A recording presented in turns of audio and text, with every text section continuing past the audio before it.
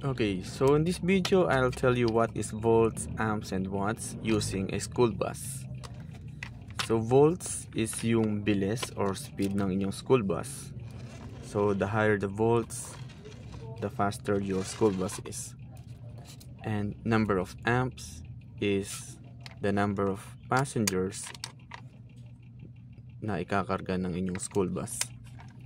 And watts is the power required by appliances, or in other terms, it's the number of students sa inyong classroom. So if your classroom before it starts, it needs at least 40 students or 40 watts. And your school bus travels at 10 volts. So to meet the number of students, then kakarga siya ng 4 students. So 10 volts times 4, that's 40 watts. So, 4 na student yung kakarga niya. So, volts is the speed. Amps is the number of student.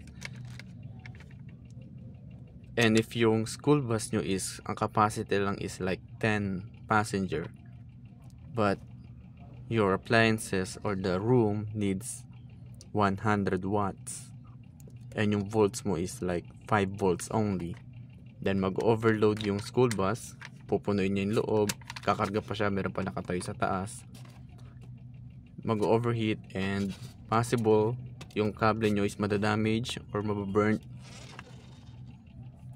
So better is to use proper wiring or proper volts usage. So volts is speed.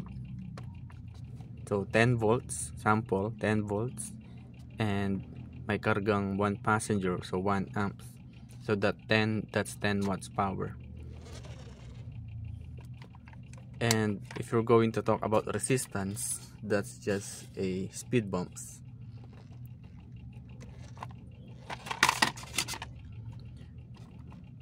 So kung yung school bus is nagta-travel ng 10 volts and meron kang speed bumps, which is the resistance, magiging 9 na lang siya since babagal. And high resistance can be computed using Ohm's law, but that's another topic. So how to compute the watts? So this is the watts. So para ma-compute is you need to multiply volts times amps. Para ma-compute yung amps, you need to divide watts sa volts. And para ma-compute yung amps, you need to divide watts. Para ma-compute yung volts, you need to divide watts and amps. So triangle, lagay yung watts sa taas, volts, and amps sa right. Then kung meron kayong gusto makita, you need to look for the watts, just cover it, and that's it.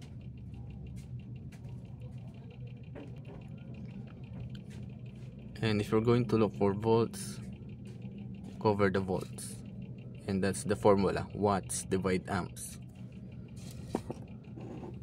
So that's just smart explanation. Comment kayo kung may tanong. Salamat.